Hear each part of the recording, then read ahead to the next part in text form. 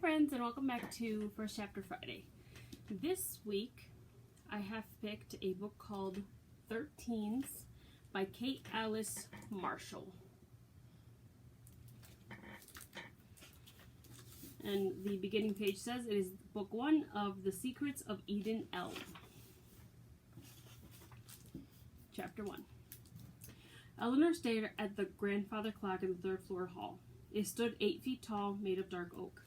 A bone-white pendulum hung within the case, carved like cords woven together in a loose diamond. It reminded her of an end of a key, but maybe that was only because of the keys that were painted on the wood around the clock face. 13 identical keys in gold. The last key was almost entirely rubbed away. The clock must have been very old. It felt like it had tracked the passing of years and years. But she was not staring at the clock because it was tall, or impressive, or old. She was staring at it for 3 reasons. The first was that the clock hadn't been there when she went to bed last night. Eleanor was sure of it. It stood opposite her door, and she felt certain that she would have noticed an 8-foot tall clock outside her bedroom or heard someone moving it into place. The second was that those 13 keys, gleaming against the dark wood, were the precise shape of the birthmark on her wrist. The third was that the hands on the clock were running backwards. It's just a clock, she told herself, nothing sinister. Maybe it had belonged to her grandparents, and Aunt Jenny had inherited it along with this house and the old car in the back shed that didn't run and the rambling, neglected orchard that spilled out behind the house like a half-grown forest. She didn't want to turn her back on the clock either, but she did and scurried down the hall with her backpack over one shoulder. Eleanor's step creaked a floorboard, and Jenny turned with a beaming smile. Too bright, Eleanor thought. It meant she was trying, which meant she really wasn't smiling. Here you go, hon, Aunt Jenny said. The eggs steamed, the toast was perfectly toasted, just the right shade of brown. The jam was raspberry, thick and homemade. Eleanor's stomach dropped, and so did her mouth, downward in a frown she couldn't stop. She pushed her glasses up, trying to use the movement to hide the frown.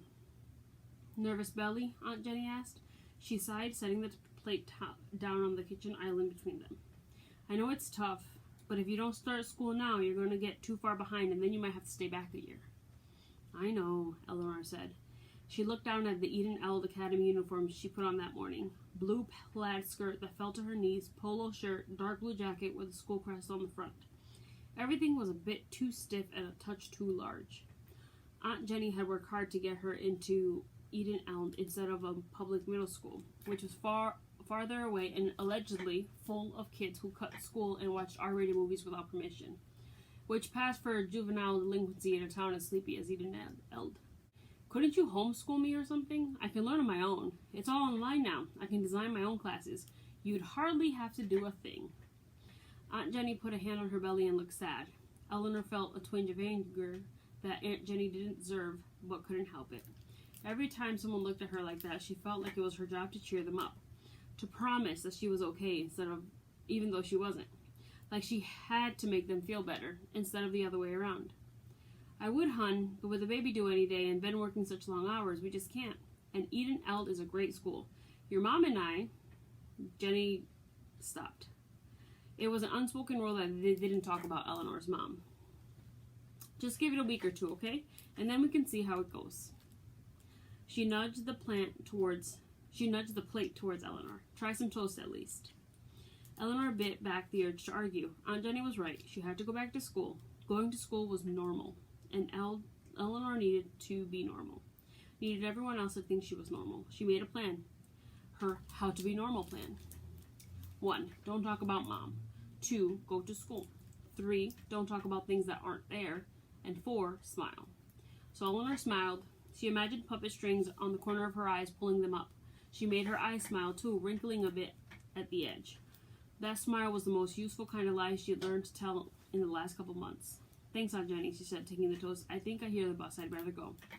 She felt Aunt Jenny's so worried look on her back all the way to the hall.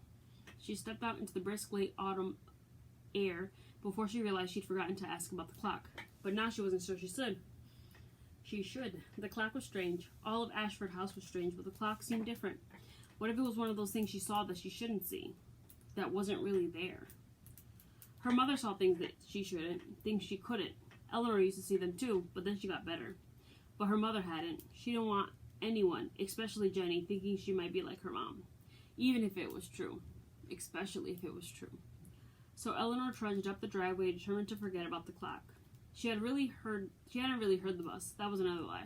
She kept the list in the back of the mind of the lies she told Aunt Jenny and Uncle Ben. She'd pay off each lie one by one, but for now she needed them.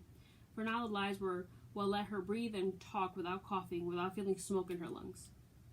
She reached the end of the long driveway and waited by the mailbox and the huge old pine trees that loomed there. A chill wind sent a few dead leaves skittering and scuttering over the road, and the branches above her sighed and swayed. Mixed in with all those noises was another, something rattling up in the tree, a clacking, hollow noise that sent a line of cold like a finger trailing down her spine. She craned her neck up, peering into the branches. They were drawn tightly together, the needles a prickly curtain hiding the trunk from her, but within them something moved, and the rattle came again. Clack, clack, clack, clack, clack, clack. Whatever was moving was big, and dark as the shadow around it. Eleanor's fingertips were cold like she brushed them against ice.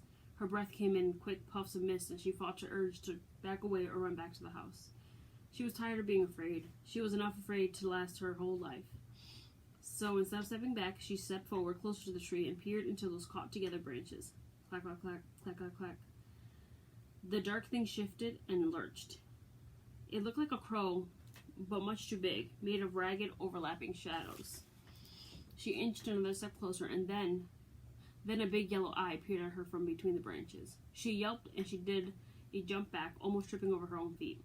She barely caught her balance and looked up quick in the tree again, but the eye was gone, and so was the shape, and so was the sound. She held her breath, and she watched, but nothing moved, only the wind making the branches shake. The bus pulled up at the end of the drive. The doors hissed open. She still held her toast in one hand, hopelessly cold by now. She glanced back at the tree. "Getting on?" the bus driver asked. She was a big, nice woman, her body built in straight lines as if constructed entirely out of rectangles, except for her hair, which was frizzy and yellow and burst out in curls all over her face. "Yes," Eleanor said. She couldn't see anything in the tree now. Nothing at all. She climbed on board. Normal, she reminded herself. She didn't look back. So if you'd like to check out this book or anything similar, please give us a call and we'd be happy to set it aside. Happy Friday!